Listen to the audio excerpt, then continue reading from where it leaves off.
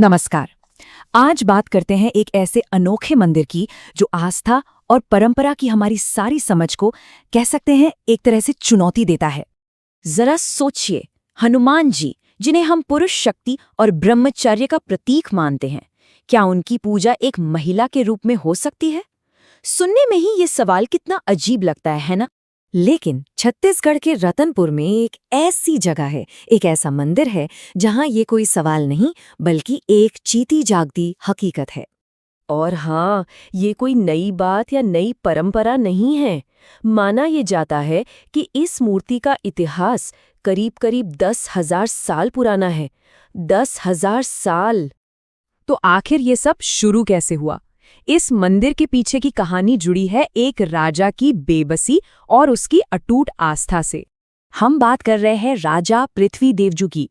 कहते हैं कि वो भगवान हनुमान के बहुत बड़े भक्त थे और उन्हीं ने इस मंदिर का निर्माण करवाया था। लेकिन राजा एक बहुत ही भयानक तकलीफ से गुजर रहे थे। कहानियों के मुताबिक उन्हें कुष्ठ रोग हो गया था। उन्होंने बहुत इलाज करवाए, हर तरह के उपाय किए, पर कुछ भी काम नहीं कर रहा था। उनकी हालत दिन ब दिन बिगड़ती जा रही थी और वो पूरी तरह से निराश हो चुके थे। और बस यहीं से इस पूरी कहानी में एक चमत्कारी मोड़ आता है। एक ऐसा मोड़ जो न सिर्फ राजा को ठीक करता है बल्कि एक हैरान कर देने वाली खोज की तरफ भी ले जाता है। हुआ यूं कि एक रात राजा के सपने में खुद हनुमान जी आए।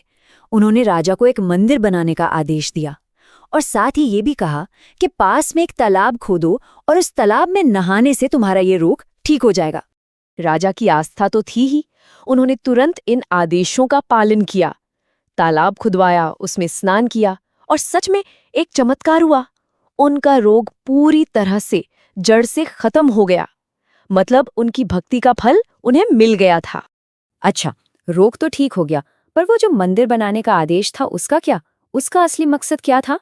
इसका जवाब भी जल्दी ही मिला। कुछ समय बाद हनुमान जी एक बार फिर राजा के सपने में आए और इस बार उन्होंने बताया कि उसी तालाब के अंदर एक बहुत ही खास मूर्ति छुपी हुई है। जब राजा के लोगों ने उस कुंड, जिसे महामाया कुंड कहते हैं, उससे मूर्ति को बाहर निकाला तो सबके सब हैरान रह गए।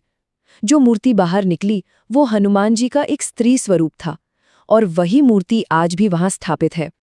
तो ये तो हो गई इसकी पौराणिक कहानी। लेकिन आज के समय में इस अनोखी मूर्ति की क्या खासियतें हैं, क्या महत्व है?